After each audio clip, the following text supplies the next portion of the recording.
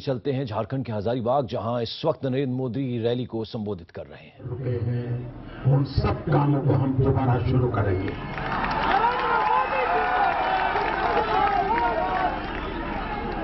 ये हमारे लिए श्रद्धा का विषय है, ये हमारे लिए कमिटमेंट का विषय है। दूसरा, भाइयों बहनों, अटल बिहारी वाजपेयी जी ने भारत के विकास के लिए जिस प्रकार से रास्तों का चतुष्क बनाया था और शेरशाह सूरी के बाद एक बड़ा भगीरथ काम अटल बिहारी वाजपेयी ने आरंभ किया था, लेकिन उससे भी ज्यादा महत्वपूर्ण काम जो वाजपेयी जी ने दिया, जिसकी तरफ ये हमारे बड़े बड़े पंडितों का ध्यान नहीं है, वो था प्रधानमंत्री ग्राम सड़क योजना। हिंदुस्तान के गांवों को बहुत बड़ी ताकत देने का काम प्रधानमंत्री ग्राम सड़क योजना के द्वारा अटल बिहारी वाजपेयी जी ने किया था। भाइयों बहनों, खास करके मेरे देश के किसान भाइयों बहनों, हिंदुस्तान के कोने कोने में खेती पर जिंदगी गुजारा करने वाले मेरे किसान भाइयों बहनों, अटल जी ने जो रास्ता दिखाया था, उसी तरह भारतीय जनता पार्टी की नई सरकार का एक प्रमुख काम है। जैसे अटल जी ने प्रधानमंत्री ग्राम सड़क योजना दी, नई भाजपा की सरकार प्रधानमंत्री सिंचाई योजना को लागू करेगी।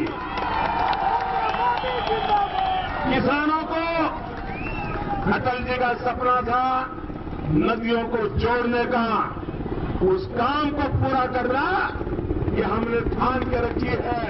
और इसलिए भाइयों बहनों, उस काम को भी आजकल भाजपा को आसमान से भी सलाम आती है।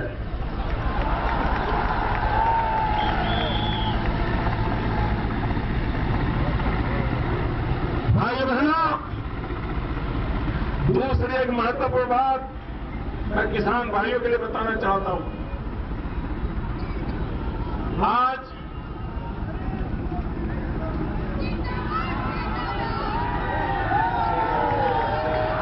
मिनिमम सपोर्ट प्राइस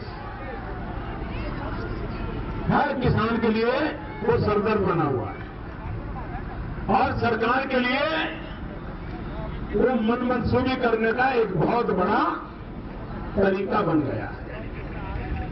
एक राज्य में गेहूं का मिनिमम सपोर्ट प्राइस एक होगा, बगल के राज्य में दूसरा होगा। एक जगह पर चावल का एक रेट होगा, दूसरी जगह दूसरा होगा, और सब जगह में खरीदने वाली भारत सरकार, लेकिन किसान को सही दाम नहीं मिलते। क्यों?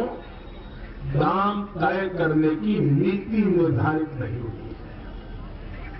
वो अफसरों की मनमर्जी पड़े और किसानों की मजबूरी का फायदा उठाते हुए किसानों को लूटने का पाप सरकारें खुद करती आई है। भाइयों, मैं किसानों से ये सरकारों के दमन से मुक्ति दिलाना चाहता हूं।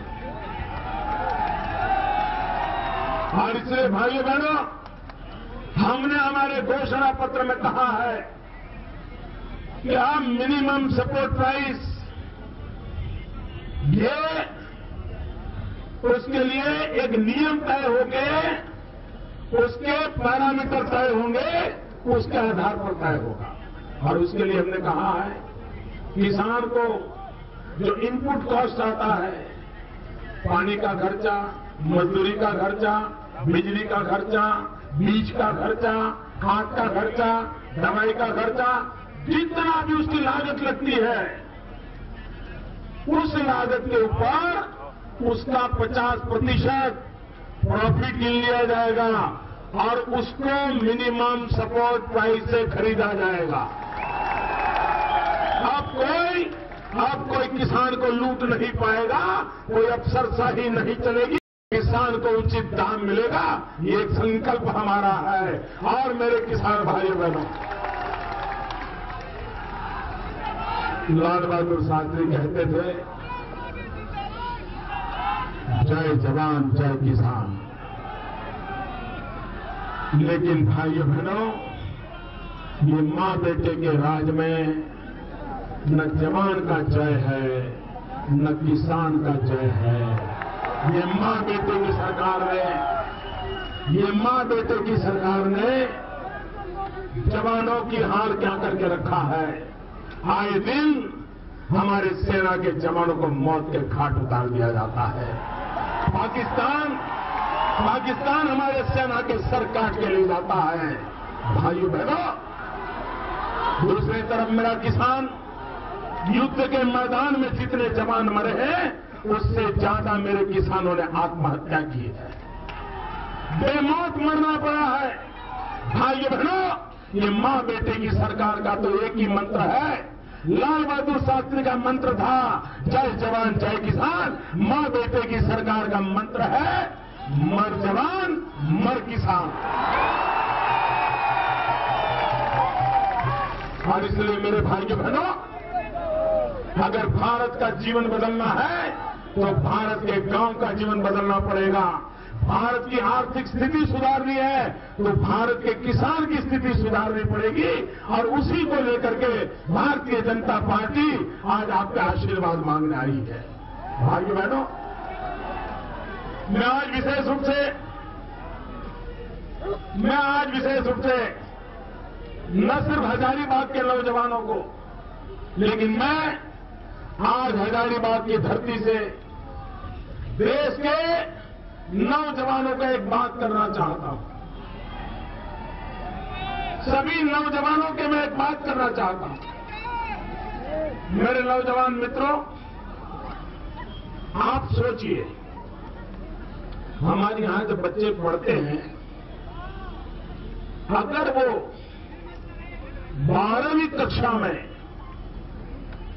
चूक कर जाते हैं, परसेंटेज कम आ गए, तो 12वीं कक्षा का उसका एग्जाम इतना महत्वपूर्ण होता है कि उसी से उसकी आगे की जिंदगी कैसी होगी इसका निर्णय हो जाता है। अगर 12वीं में बच्चे ने अच्छे मार्क ले लिए तो डॉक्टरी में, इंजीनियरिंग में कहीं तो रास्ता खुल जाएगा। लेकिन वहीं अटक गया तो जिंदगी भर अटका रहता है। जैसे विद्यार्थी के जीवन में 12वीं कक्षा के एग्जाम का महत्व है, वैसे ही 18 से 28 साल की उम्र के नौजवान के लिए ये चुनाव उसके भाग्य से जुड़ा हुआ है। अगर 18 से 28 साल का नौजवान ये मौका चूक गया तो उसको 5 साल इंतजार करना पड़ेगा।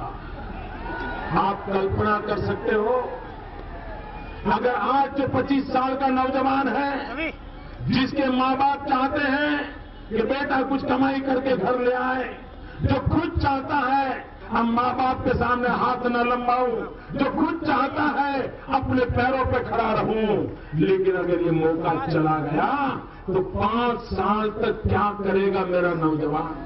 कहां